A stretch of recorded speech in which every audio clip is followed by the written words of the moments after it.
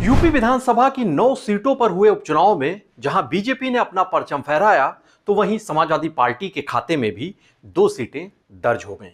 लेकिन इस चुनाव में भी बहुजन समाज पार्टी का जो बीते कई दौर से लचर प्रदर्शन चल रहा था, उसका सिलसिला जारी रहा।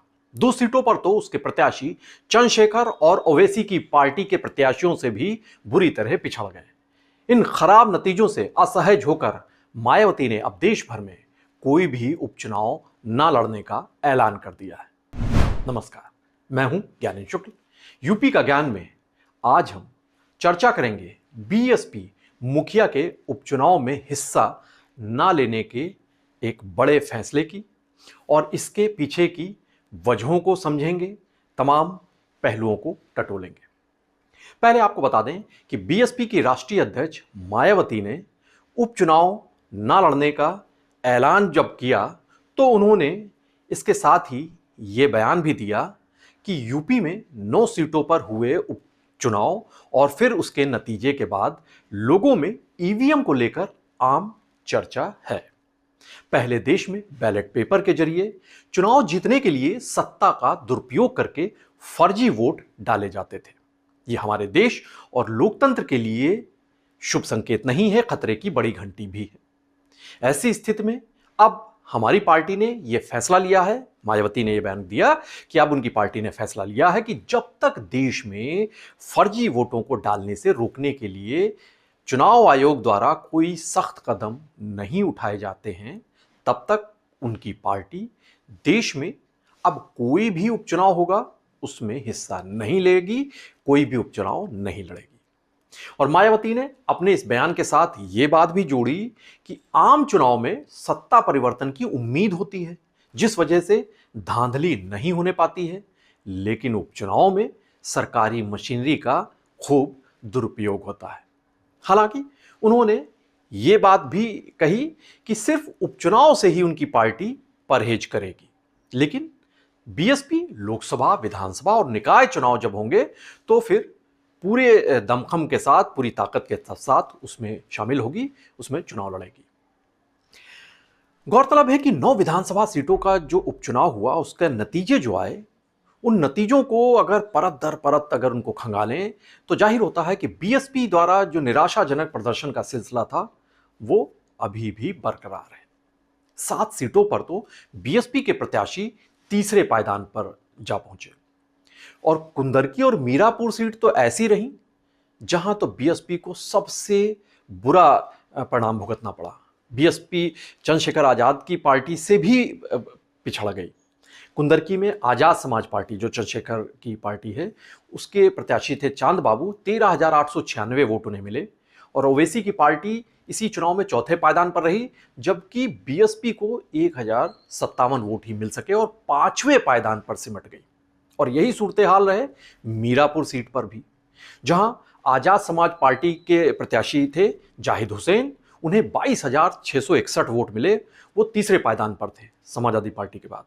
और ओवैसी की पार्टी एआईएम के मोहम्मद अरशद चौथे पायदान पर थे, और 3,248 वोट पाने वाले बीएसपी के शाह नजर 5वें पायदान पर जा पहुंचे।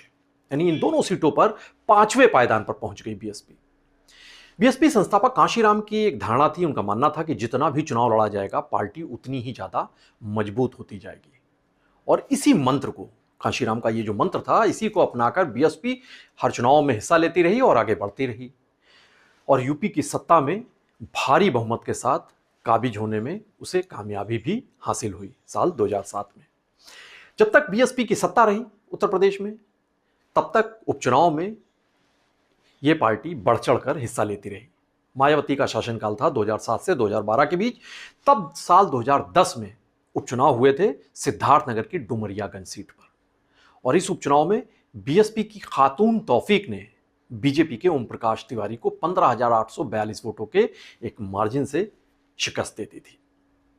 लेकिन बाद में जब सत्ता गई 2012 में, अखिलेश यादव की सत्ता आ गई, समाजवादी पार्टी की सरकार बन गई, तब से बीएसपी ने उपचुनाव से किनारा कस लिया। ऐसा नहीं है कि सिर्फ विधायिका के उपचुनाव से ही किनारा कसा था, बल्कि स्थानीय निकाय के जो चुनाव थे उनसे भी बीएसपी ने पूरी तरीके से परहेज किया था चुनाव लड़ने से। क्योंकि 2012 में समाजवादी पार्टी की शासन सत्ता के दौरान जब निकाय चुनाव की बारी आई, तब बीएसपी ने निकाय और पंचायत चुनाव न लड़ने का ऐलान किया।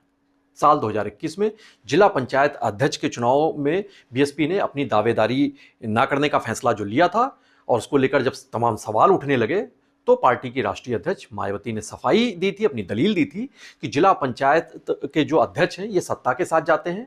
पार्टी के लोगों को निर्देश देते हुए उन्होंने कहा कि वे इस चुनाव में अपना समय और ताकत लगाने की बजाय पार्टी के संगठन को मजबूत बनाने और सर्व समाज के लोग जो हैं उनको पार्टी के जनाधार, उनको जोड़कर पार्टी के जनाधार को बढ़ाने में अपनी ऊर्जा को लगाएं।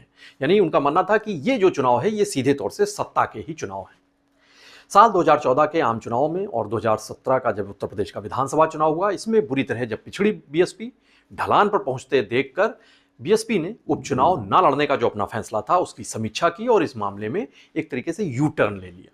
2020 का में 7 विधानसभा सीटों पर उत्तर प्रदेश में उपचुनाव हुए थे और इसमें बीएसपी ने अपने प्रत्याशी उतारे थे, लेकिन बीएसपी के खाते में 0 ही दर्ज हुआ, वो अपना खाता तक नहीं खोल सकी। इसके बाद बीएसपी ने साल 2022 में आजमगढ़ लोकसभा सीट पर उपचुनाव हुआ। पहले उहापोह हो रहे थे, असमंजस के हालात थे कि बीएसपी लड़ेगी कि नहीं, लेकिन बीएसपी ने अपने प्रत्याशी उतारने का ऐलान किया था। इस उपचुनाव में बीएसपी चुनाव तो नहीं जीत पाई थी, लेकिन वोट कटवा वो साबित हुई थी। बीएसपी के शाह आलम उर्फ गुड्डू जमाली, इन्हें 2,66,000 से भी ज़्यादा वोट मिले थे और ये तीसरे पायदान पर रहे थे। लेकिन इसकी वजह से आजमगढ़ जो एक मुस्लिम बाहुल्य सीट है, जहां पर मुस्लिम वोटरों की बड़ी तादाद है, इन मतों में जबरदस्त बंटवारा हुआ और समाजवादी पार्टी को इसका खामियाजा भुगतना पड़ा। उससे सबसे ज्यादा नुकसान हुआ। सैफई परिवार के धर्मेंद्र यादव इस उपचुनाव में हार गए। दिनेश लाल यादव निरहुआ, जो भोजपुरी के एक्टर हैं, बीजेपी के टिकट से चुनाव जीते थे तब उपचुनाव। जब इस बार लोकसभा चुनाव थे तो बीजेपी यूपी में 4 विधानसभा सीटों के भी उपचुनाव हुए थे। इसमें भी बीएसपी ने अपने प्रत्याशी उतारे थे, इसमें भी चुनाव लड़ी थी बीएसपी। हालांकि तब भी बीएसपी को एक भी सीट हासिल नहीं हो सकी थी। और हालिया संपन्न 9 विधानसभा सीटों के उपचुनाव में, क्योंकि ये बड़े सेमीफाइनल माने जा रहे थे साल 2027 के चुनाव को लेकर, इसमें बीएसपी ने पूरी तैयारी के साथ, पूरी ताकत के साथ ताल ठोकने के संकेत दिए थे। लेकिन यह भी माना जा रहा था कि बीएसपी चूंकि अपना अस्तित्व बचाए रखने के लिए संघर्ष कर रही है, इसलिए इस उपचुनाव में वो पूरी तरीके से एक्टिव मोड में नजर आएगी। पर जब चुनाव प्रचार का वक्त आया, तब मायावती और आकाश आनंद पूरी तरीके से इस चुनाव के प्रचार से उन्होंने दूरी बना ली थी। बीएसपी सुप्रीमो मायावती ने सोशल प्लेटफॉर्म एक्स पर अपने पोस्ट करती रहीं, अपनी बात कहती रहीं और न्यूज एजेंसीज को बाइट देकर उन्होंने इस पूरे चुनाव में जो प्रचार की रस्म अदायगी है वो निभाई थी। जमीनी प्रचार का जो पूरा जिम्मा था वो बीएसपी की जिला इकाइयों के भरोसे छोड़ दिया गया था। जो उनके इलाकाई नेता हैं वही चुनाव प्रचार का जिम्मा संभाल रहे थे। इस वजह से इन कयासों को बल मिला कि शायद बीएसपी ने पहले से ही खुद को इस उपचुनाव की रेस से बाहर मान लिया है। इसीलिए ना मायावती चुनाव प्रचार के लिए उतर रही हैं, ना ही आकाश आनंद जो उनके उत्तराधिकारी हैं। सियासी विश्लेषक मानते हैं कि इस वक्त बीएसपी अपने सर्वाधिक जटिल दौर से गुजर रही है। संकट काल से उसका गुजरना हो रहा है। उसके वोट बैंक में बीजेपी ने पहले सेंधमारी कर ही चुकी है। बीजेपी 2014 के बाद से हो रही है। इसके बाद पीडीए का नारा जिस तरीके से समाजवादी पार्टी ने बुलंद किया, उसमें भी उसने दलित वोटरों के एक बड़े हिस्से को अपने पक्ष में लामबंद कर लिया था। 2024 के आम चुनाव में नजर आया था। और चंद्रशेखर आजाद समाज पार्टी के जरिए वो भी बीएसपी के वोट बैंक के लिए बड़ा खतरा बने हुए हैं। ऐसे में जब बीएसपी किसी चुनाव से गैर हाजिर रहती है तो वो अपने विरोधियों को खुला मैदान दे रही है। पार्टी किसी चुनाव में नहीं शामिल होती है तो इसका संदेश होगा कि उसने खुद को किसी विकल्प के तौर पर हटा लिया है, सियासी विकल्प के तौर पर अब वो नहीं सामने आना चाहती। इस हालात में जो पार्टी के समर्थक वोटर हैं उन्हें तो किसी के साथ जाना ही होगा, उन्हें तो किसी को वोट देना ही होगा। और जब वो दूसरे पक्ष की ओर मुड़ते हैं ये तो तय ही है, लेकिन अब वो वापस आते हैं कि नहीं, इसे लेकर असमंजस की स्थिति बनी रहेगी। किसी से गठबंधन ना करने का फैसला लेकर बीएसपी सुप्रीमो पहले से ही सबको हैरान करती आई हैं, तो अब उपचुनाव में भागीदारी ना करने का उनका ऐलान भी कई कयासों को जन्म दे रहा है। कई सवाल पैदा हो रहे हैं। बीएसपी के इस फैसले के निश्चित तौर से दूरगामी परिणाम होना तय है। ये बीएसपी को अब निर्णय लेना होगा कि जो अस्तित्व को लेकर उसके तमाम सवाल उठ रहे हैं, उस संकट के दौर से वो कैसे उभरती है। क्या ये उपचुनाव में भाग ना लेने का जो उसका फैसला है वो क्या वाकई में सटीक है, क्या कारगर होगा, ये बीएसपी के रणनीतिकारों को तय करना है। बहरहाल उत्तर प्रदेश की तमाम सियासी गतिविधियों पर हमारी नजर लगातार बनी रहेगी और आप भी बने रहिए पीटीसी न्यूज उत्तर प्रदेश के साथ। नमस्कार।